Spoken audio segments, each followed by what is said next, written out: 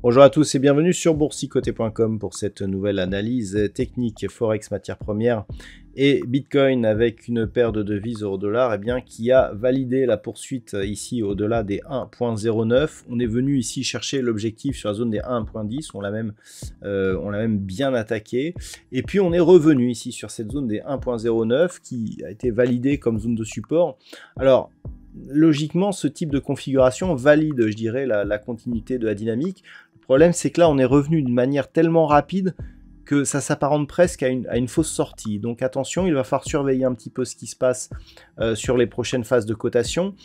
On a tout de même un signal qui est plutôt très positif, puisqu'on a ici une forte attaque de la bande de Bollinger supérieure, suivie d'un retour sur la moyenne mobile 20 exponentielle, qui semble agir plutôt comme une zone de support.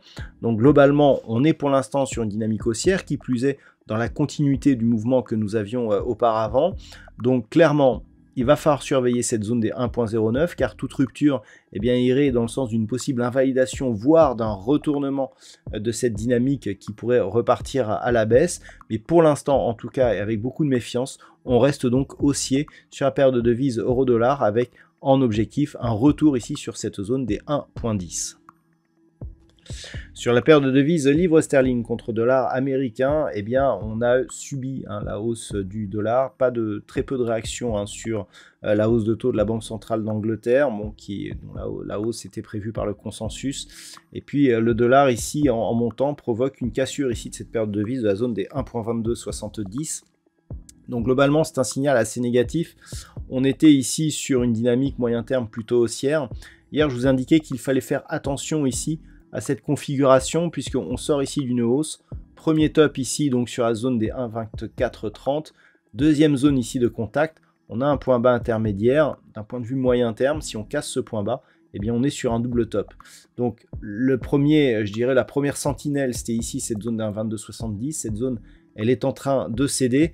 Donc il va falloir surveiller un petit peu ce qui se passe lorsque l'on passe en daily et que l'on regarde. Voilà, on voit un peu mieux. Donc là, ici, phase de hausse. Premier top, deuxième top, et ici on descend. Donc clairement, 1.20 sera crucial puisque c'est une zone historique majeure. Les cours sembleraient vouloir redescendre sur cette zone après la rupture ici d'un 22,70. Donc il va falloir dans un premier temps surveiller justement la rupture effective de cette zone horizontale. On peut encore rebondir.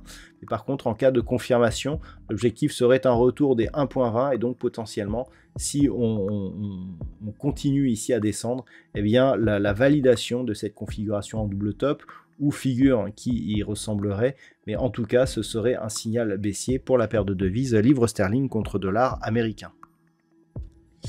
Au niveau de l'or, on est venu chercher l'objectif. Depuis quelques jours, je vous indique que l'objectif c'est la zone 1957-1960. Alors on a eu un plus haut ici qui se situe sur un niveau très proche de la zone des 1960 dollars l'once. Par rapport justement à cette configuration, voilà, on peut le voir ici, 1959,65. Donc vu l'amplitude, on peut dire que c'est confirmé. Mais un petit peu comme sur l'euro-dollar, on est venu ici tester un objectif avant de redescendre et de revalider ici une ancienne zone horizontale comme zone de support. Donc là aussi, c'est plutôt haussier, même si la dynamique faiblit un peu. On inscrit un nouveau plus haut significatif. Certes, on revient d'une manière très rapide, mais sans vraiment enfoncer les précédentes zones de points bas. Donc pour l'instant, même si on est un peu plus méfiant que suite à une rupture éventuelle de cette zone des 1960, on reste sur une dynamique haussière.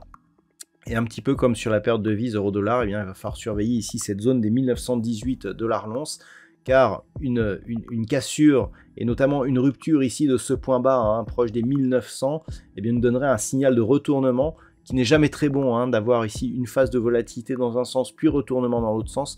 En général, ça annonce des fortes hausses de volatilité, ce qui voudrait dire que l'or pourrait redescendre très rapidement. Donc on surveillera ici cette zone des 1918 dollars l'once sur le métal jaune.